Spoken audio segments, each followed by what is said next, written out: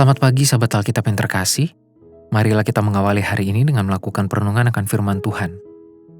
Bacaan Alkitab kita pada hari ini berasal dari kitab Ulangan pasal 5 ayat 23 sampai 27.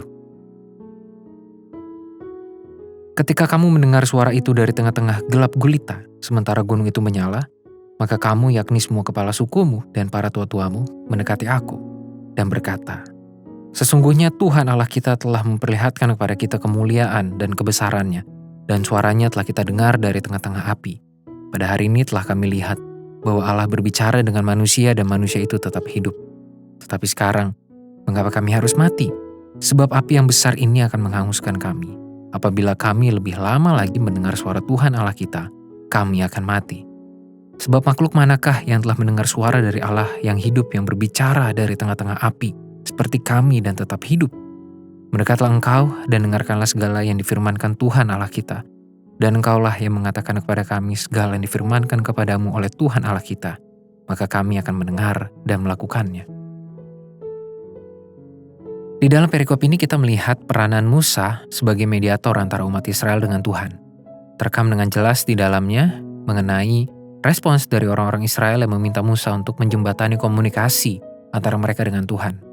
Hal itu berdasarkan catatan perikop ini, didasari oleh perasaan takut atau segan pada diri orang Israel menghadapi kemuliaan dan kemahakuasaan Tuhan.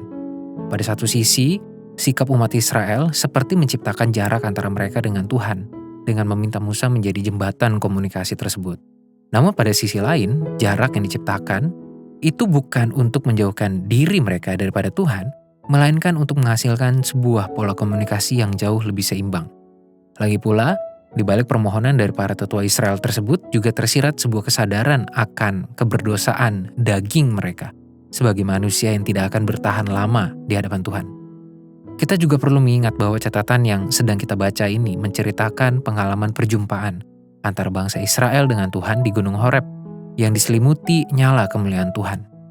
Sahabat Alkitab, sikap bangsa Israel yang seperti mengambil jarak dari Tuhan pada perikop ini dapat kita maknai sebagai sebuah kesadaran akan diri sendiri agar menghasilkan kerendahan hati di hadapan Tuhan.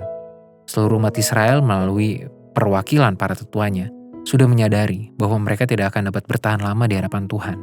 Itulah sebabnya mereka dengan sadar pula mengajukan permohonan agar Musa menjadi mediator untuk menyampaikan setiap firman Tuhan kepada mereka. Sikap seperti ini pun sangat baik untuk kita bangun dalam hidup keseharian kita, di mana kita, entah sadar maupun tidak sadar, seringkali justru bersikap terlalu angkuh di hadapan Tuhan. Mungkin kita terlalu sering mendengar pesan khotbah maupun nilai-nilai pengajaran dari Alkitab yang menekankan tentang kekuasaan dan kebesaran kasih Tuhan. Tidak ada yang salah akan hal tersebut. Namun, sungguh disayangkan ketika kita justru menyikapi kasih Tuhan yang tak terbatas dan tak bersyarat itu dengan sikap angkuh serta keengganan untuk merendah di hadapan Tuhan. Kita perlu memiliki kerendahan hati untuk menyambut kemuliaan dan kemahakuasaan Tuhan yang Ia berikan kepada kita dengan penuh kasih. Marilah kita berdoa.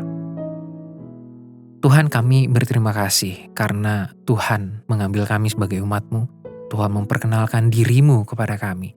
Dan bahkan Tuhan yang berinisiatif untuk merengkuh kami ke dalam pelukan kasih-Mu yang tak terbatas dan tak bersyarat.